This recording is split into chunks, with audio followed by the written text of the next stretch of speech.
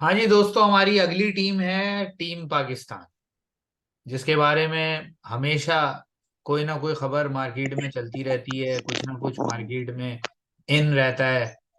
हमारे जो प्लेयर्स हैं उनको भी आदत है, बाकायदा उन्होंने अपनी सोशल मीडिया टीम्स रखी हुई हैं जो हर वक्त उनको खबरों में रखती हैं।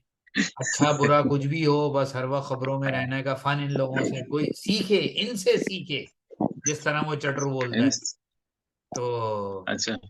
अब टीम पहले डिस्कस कर लेते हैं, यानी मैं पढ़ देता हूँ, फिर उसके बाद बात करते हैं उसके ऊपर। बताने की जरूरत है क्या? हाँ, वैसे ये बताने की जरूरत तो नहीं है, सबको ही पता होगी। क्योंकि हम बता के 2 मिनट एक्स्ट्रा खा जाएंगे। हम जरा 5 मिनट बोल लेते हैं इस पे ज्यादा चलो ठीक बेहतर है, है। आप शुरू हो शुरू जाए। करें। शुरू करें। शुरू हो जाए। आप हाँ। शुरू हो जाए। आप शुरू। पाकिस्तानी टीम का हमेशा मामला वही रहता है कि भाई, ये हमेशा का हमारा वो कहते हैं ना तुर्रा इम्तियाज है कि वर्ल्ड कप से एक हफ्ता पहले तक नहीं पता होता कौन जाएगा। अच्छा, इस दफा कोशिश ये की इन लोगों ने कि उस चीज को, वो धब्बे को अपने ऊपर से हटाने की कोशिश की कि भाई, जो लोग कहते हैं कि इनके यहाँ कोई चीज प्लान के मुताबिक नहीं होती, तो इस दफा वो दूसरी एक्सट्रीम पे निकल गए कि लोगों को आ, बजाय इसके कि वो सही जो बैकिंग का वर्ड जो है यूज करना शुरू कर दिया अननेसेसरी सपोर्ट के लिए। तो उसका नतीजा ये हुआ है कि कई प्लेयर अभी भी टीम में ऐसे सेलेक्ट हो गए हैं जिनकी फॉर्म इस वक्त जो है वो इस काबिल नहीं है। लेकिन चूंकि हमारे यहाँ मामलात इस तरह के चल रहे होते हैं कि जो टीम में आ जाता है वो फिर चाहता है कि उसकी कोई रिप्लेसमेंट तैयार ना हो। और ये बीमारी अब से नहीं है, ये बीमारी बहुत अरसे से है। आखिरी दफा जो सबसे अच्छी टीम बनाई थी, जो वर्ल्ड क्लास प्लेयर्स थे, वो वसीम अकरम ने बनाई थी। उससे पहले इमरान खान ने बनाई थी और उसके हम्म। बाद वसीम अकरम ने बनाई थी। जो सारे वर्ल्ड क्लास प्लेयर थे, 99 की टीम जो थी, और उस सारे एरा के अंदर सरफराज ने जो टीम बनाई हम्म। थी, उस टीम में ये था कि सारे यंग लड़के थे। वो एक अलग आप कह लें डायमेंशन थी टीम को बनाने की, कि जिसमें उन यंगस्टर्स को लेके और उन्होंने ग्रूम किया और वो टीम डेवलप की। अब सिचुएशन ये है कि मौजूदा जो सेटअप है वो कोशिश तो कर रहा है मुख्तलिफ काम करने की, जिससे ये मैसेज जाए कि भाई हम जो है वो बड़े प्रोएक्टिव हैं और हमने भी वही काम शुरू कर दिए हैं जो दूसरी टीमें करती थी। मिसाल के तौर पर प्लेइंग 11 एक दिन पहले अनाउंस कर देना और इस तरह के काम शुरू कर दिए हैं। लेकिन बात यह है कि वो जो प्लेयर्स की जो परफॉर्मेंसेज है वो उस तरह नहीं आ रही हैं सामने। और काफी सारे क्वेश्चन मार्क्स थे, बहुत सारे सिलेक्शन के ऊपर। सबसे बड़ी तो सिलेक्शन के ऊपर जो क्वेश्चन मार्क है वो चीफ सेलेक्टर खुद ही है। और मैं सॉरी टू से जिस तरह की चीफ सेलेक्टर के बारे में बात कर रहा हूँ, तो वल्लाह आलम, लेकिन बहरहाल एक टीवी शो के अंदर याहिया हुसैनी ने स्टेटमेंट दी है इंजमाम उल हक के बारे में। और अगर ये स्टेटमेंट गलत है तो इंजमाम उल हक को कोर्ट में ले जाना चाहिए, याहिया हुसैनी को। और अगर स्टेटमेंट सही है तो फिर डूब मरना चाहिए इंजमाम को। आपकी पता नजर नहीं से क्या। गुजरी है वो स्टेटमेंट? नहीं ना ना, मैंने नहीं नहीं जी, याहिया हुसैनी साहब का कहना यह है कि इंजमाम उल हक जब चीफ सेलेक्टर बने हैं तो जो उन्होंने अपने टर्म्स एंड कंडीशंस वगैरह डिस्कस की, जिसके अंदर मंथली पेमेंट वगैरह के जो मामलात हैं, शायद 25 लाख रुपए महीना पे जो है वो इनके मामलात तय हुए हैं। दूसरा जो उन्होंने कहा कि मुझे इख्तियार दिया जाए कि मैं प्लेयर्स को किसी लीग में भेजना है या नहीं भेजना, उनके कॉन्ट्रैक्ट जो लीग्स के साथ जो होने हैं उसका इख्तियार मुझे दिया जाए कि इनको एनओसी जारी की जाए कि ना की जाए। अब ये नहीं मालूम कि क्रिकेट बोर्ड ने उनकी ये शर्त मानी है या नहीं मानी है, लेकिन बकौल याहिया हुसैनी के वल्लाह आलम ये कहा गया है कि इंजमामुल हक ने इनडायरेक्टली तमाम प्लेयर्स को कह दिया है कि जो मेरा मैनेजर है इसको जो जो अपना मैनेजर रखेगा वो ही टीम में रहेगा। It's a breaking news. ये यार, बहुत बहुत बड़ा अजीब है। करप्शन का इल्जाम है जो याहिया हुसैनी ने इंजमामुल हक पे लगाया है, मेरे हिसाब से। हाँ, और आज आज एक और भी आई है ना स्टेटमेंट मिसबा की कि ये बाबर और इंजमाम ने टीम सिलेक्ट की है। ये मेरे और हफीज तो पहले रिजाइन कर गए। अनाउंसमेंट से पहले की होगी उसने इनपुट इनपुट, लेकिन वो इनपुट एक्सेप्ट नहीं हुई होगी तो उसने हम्म। रिजाइन कर दिया। खैर मिसबा ने ये कहा है कि भाई इन दोनों की टीम है, हमारे ऊपर कोई इसका मलबा ना डाले। मुझे ये लग रहा है ना, हाँ। वो अभी गांव बसा नहीं है और लुटेरे वाले आ गए, मुझे लग रहा है यही सीन हो रहा है। और कंट्रोवर्सी तो नहीं कहूंगा, लेकिन ना क्वेश्चनेबल सिलेक्शंस जो है ना, वो पिछले जब से बाबर कप्तान बना है, आप खुद देख लें कि क्वेश्चनेबल सिलेक्शंस ऐसी। अब जैसे शान मसूद को आपने वनडे भी खिलाए थे अभी न्यूजीलैंड के खिलाफ, जो 3 वनडे हुए थे ना पहले, हम्म। उसमें वो शान मसूद खेला था, टेस्ट मैच भी खेला था शान हम्म। मसूद, दोनों टेस्ट मैच भी खेला था। हाँ। अब्दुल्ला शफीक वर्ल्ड कप में सिलेक्ट हो गया एज अ बैकअप ओपनर, हो सकता है बैकअप ना हो सकता है फ्रंट एंड हो। अगर फ्रंट एंड होगा तो बाबर कहाँ जाएगा, अगर फखर को फिर नहीं खिलाएंगे, तो ये भी एक मतलब अजीब ही सी सिलेक्शन है। अच्छा, इस पूरी टीम में कॉम्बिनेशन पता है आपको सारे? बाबर पे इतना मैं समझता हूँ जोर नहीं है, बाबर पे और रिजवान पे इतनी नहीं है कमर जितना इमामुल हक पे। इमामुल हक भी एक बिल्कुल समझ लें कि आप एक अपने रिसोर्सेज में रहने वाला प्लेयर है। फखर जमान और शादाब खान पे इतना प्रेशर होगा ना इस टीम में, क्योंकि शादाब खान आपको पता है अंडर परफॉर्म करके जा रहा है, हम्म। फखर जमान भी अंडर परफॉर्म करके जा रहा है। ये दो ही प्लेयर्स हैं जो मतलब एक ऐसी रन चेज जिसमें हमें 7-8 रन की चाहिए हो शुरू में, उसमें फखर का ओपन का स्टैंड, और ऐसा मैच जिसमें टेल को रन बनाने हो उसमें शादाब की परफॉर्मेंस। क्योंकि मैं नवाज को भी वनडे ऑलराउंडर कंसिडर नहीं करता, अगर वो देखना था तो हमने इमाद वसीम जिसने मैचेस जितवाए में हैं, इंटरनेशनल मैचेस जितवाए में, उसको कंसिडरेशन रखना चाहिए था। क्योंकि अगर आप उसामा मीर को लेके जा रहे हैं ना, तो उसामा मीर तो बहुत क्वालिटी चीज है, चले यंग भी है और इतनी ज्यादा एज भी नहीं है उसकी।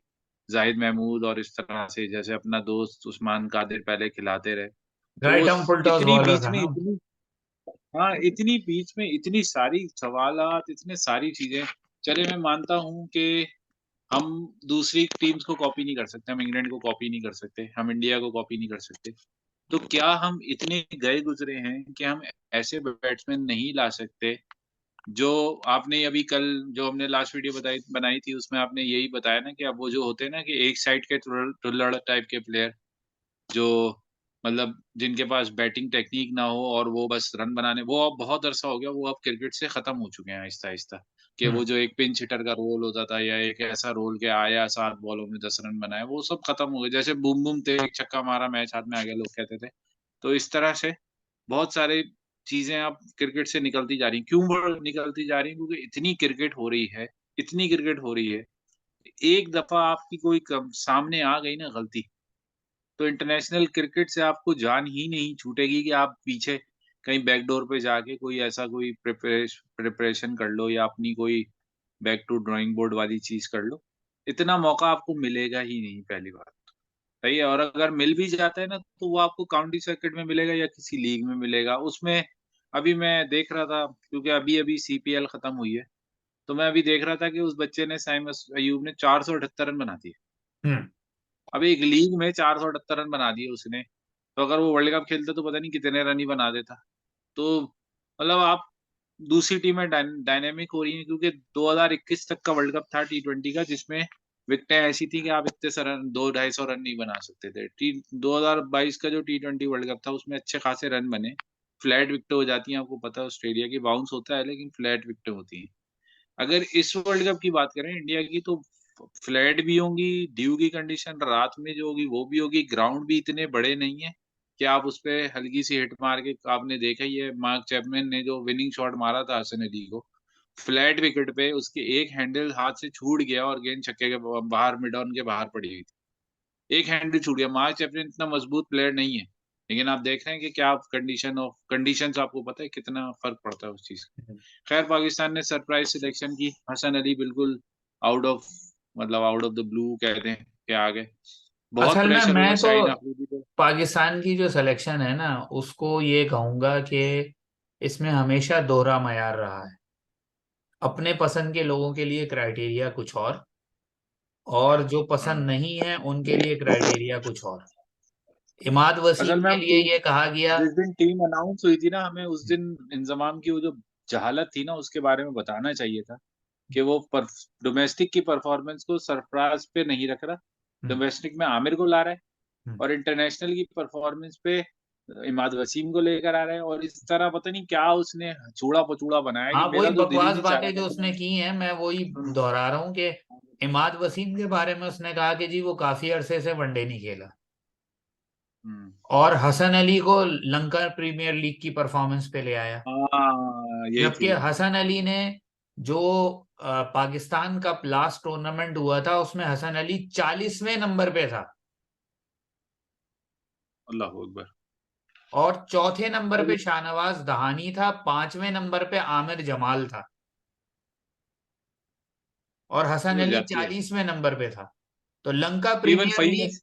का क्राइटेरिया उसने हसन अली पे लगाया। मैं खत्म कर लूं, फिर आप अपनी राय हाँ दीजिएगा। जी, हाँ जी। लंका प्रीमियर लीग का क्राइटेरिया उसने हसन अली पे लगाया। अच्छा चलो, अगर आपने T20 के क्राइटेरिया पर ओडीआई वर्ल्ड कप का सिलेक्शन दे दिया, तो फिर साइम अयूब क्यों नहीं है?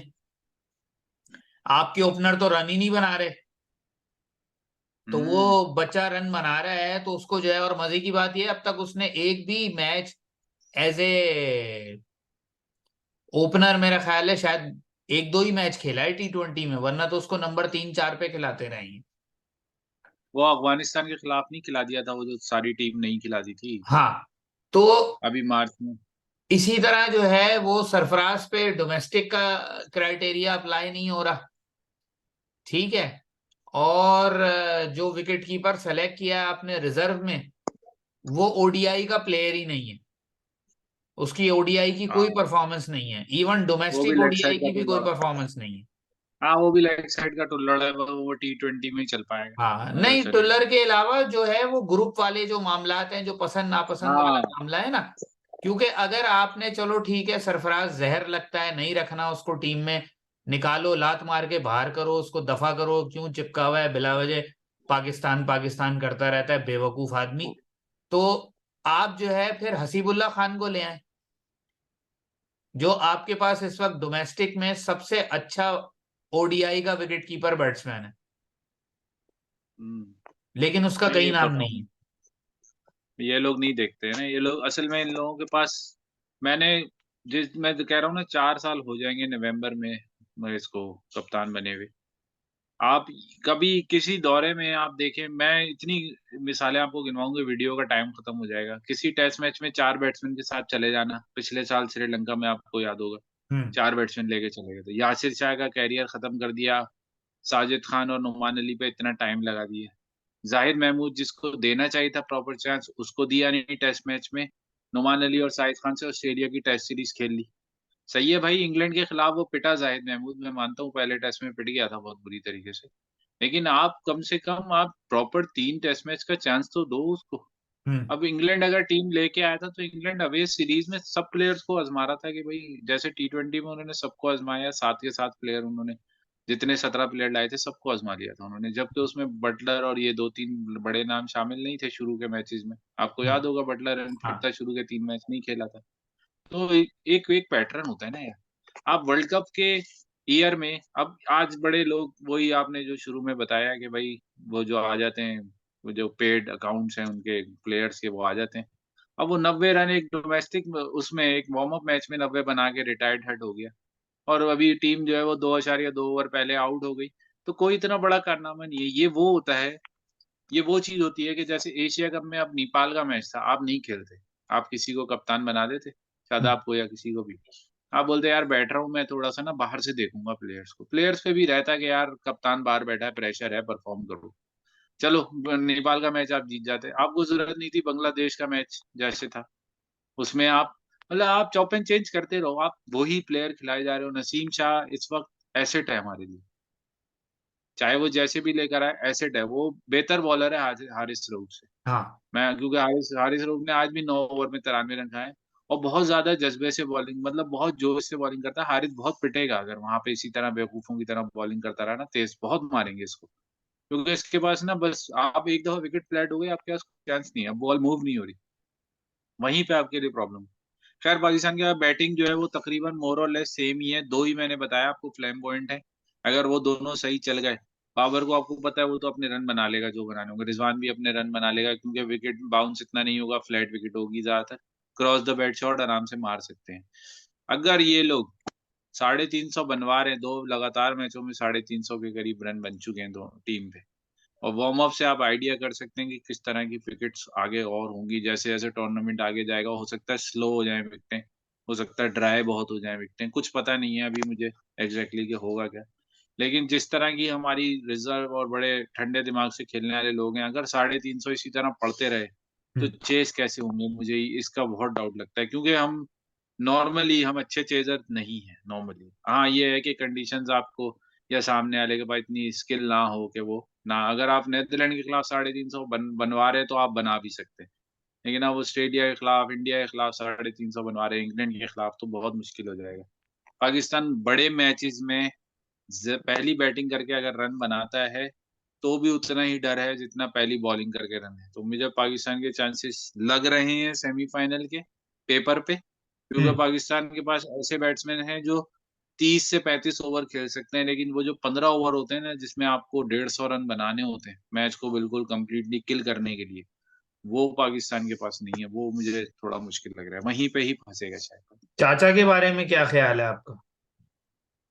यार चाचा ने ग्रो कर लिया। एक होता है ना कि आपको इतने मौके मिले कि आपने कहा यार चलो परफॉर्म करना शुरू कर ही देता हूँ। आपने हम्म। शुरू में देखा ही था, सिर्फ़ ऑस्ट्रेलिया में परफॉर्मेंस थी, स्पिनर्स के खिलाफ नहीं खेल पाते थे। हम्म। लेकिन इंडिया में वर्ल्ड कप है, और जिस तरह का मौसम है, अब पाकिस्तान से आपको पता है वो 1 महीना आगे होते हैं मौसम में इंडिया। जैसे आधा घंटा टाइम में आ गए, तो 1 महीना मौसम में आ गए। तो तकरीबन सर्दी आने वाली होगी वहाँ पर, सही है ना? सर्दी या कम टेम्परेचर्स होंगे, ड्यू होगी। तो चाचा मुझे लगता है कि चेज़िंग में थोड़ा हमारे लिए काम कर जाएँगे। लेकिन ओवरऑल बस पाकिस्तान की सबसे बड़ी प्रॉब्लम यही है कि पाकिस्तान कहीं ये ना समझ ले कि हमने एक मैच बड़ा जीत के जो है ना टूर्नामेंट जीत लिया। ये एक बहुत मुश्किल टूर्नामेंट हो सकता है। हो सकता है बाबर का लास्ट भी हो, जिस तरह लोग पीछे आपको पता है पड़ जाते हैं। सैफी भाई के पीछे तो पड़ गए थे, उन्हें तो सीरीज़ बाय सीरीज़ कप्तान बनाया जा रहा था। नहीं नहीं, यहाँ वो तो सैफी 4 भाई साल वाला लगा रहे। मामला नहीं है। सैफी भाई वाला मामला हाँ, नहीं है। बाबर ये मुझे टूर्नामेंट मुझे हार ये के लगता अगले वर्ल्ड कप तक है। कप्तान रहेगा, बेफिक्र रहें आप। नहीं, मेरे ख़्याल से कप्तानी शायद जाने वाली है, पता नहीं, मुझे लग रहा है। कप्तानी जाने वाली है बस। पाकिस्तान में ना इतना लंबा रखने की आदत है नहीं वैसे। वो हो सकता है कप्तानी जाने वाली है। ख़ैर मैं गलत भी हो सकता हूँ, टाइम आपको पता है बहुत पाकिस्तान में 1 मिनट में तब्दील हो जाता है। ज़का अशरफ साहब के टाइप के लोग जो हैं वो क्रिकेटिंग कमेटी के चेयरमैन है, तो अल्लाह ही ख़ैर हम्म। करे बस जो होने वाला। तो जरा टीम कॉम्बिनेशन वो देख लेते हैं, फिर यहीं इसको वीडियो को खत्म करते हैं। हाँ, सात विदर्भ साहब। बैट्समैन रखे हैं पाकिस्तान ने, 5 बॉलर हैं, 2 ऑलराउंडर हैं और एक विकेट कीपर है। अच्छा, वो जो दोनों ऑलराउंडर हैं, शादाब खान और नवाज, दोनों इस वक्त इस सिचुएशन में हैं कि ये नहीं पता कि ये बॉलिंग करेंगे या बैटिंग करेंगे। यार ये नवाज़ की मैंने अभी उस दिन परसों वीडियो देख रहा था मैं नवाज़ की, कि वो और जो ये आखिरी दोनों ओवर कराया स्पिनर था हैं, उसने। यानी आपके स्पिनर फारिग हैं बिल्कुल। हाँ, शादाब नवाज़ ने ओवर कराया था इंडिया के खिलाफ। हम 3 बॉलों तक मैच जीत रहे थे, 4 बॉलों पे 18 रन चाहिए थे। 3 बॉलों तक हम मैच जीत रहे थे। जब 3 बॉलों पे 13 रन चाहिए थे मेरे ख्याल नहीं, 4 पे 18 चाहिए थे, फिर उन्होंने अश्विन को एक छक्का खा लिया था उससे, कोहली से। उस बंदे को ये नहीं कोई बताने आ रहा, या उसका अपना इतनी क्रिकेट खेलने के बाद इतना दिमाग नहीं है उसके पास कि यार 4 बॉलें, ज़रूरत नहीं है आपको बैट्समैन को खिलाओ आप। अब ऑफ स्टंप के बाहर सीम अप करा दो आपने। पहली बात तो बाबर आज़म की गलती थी कि वो लास्ट ओवर करा क्यों रहा है नवाज़? अब इतना प्रेशर उस पे डाल ही क्यों दिया भाई आपने? जैसे ज़मान खान उस दिन श्रीलंका के खिलाफ लास्ट ओवर करा रहा था। ये बाबर आज़म की गलती है कि वहाँ तक कहानी पहुँची क्यों? ऐसा नया बिल्कुल डेब्यू वाला आप उसको पेनल्टी ओवर दे दो सेकंड लास्ट, ताकि हम्म। यार वो थोड़ा प्रेशर से तो निकले। हम्म। आपने कप्तानी मतलब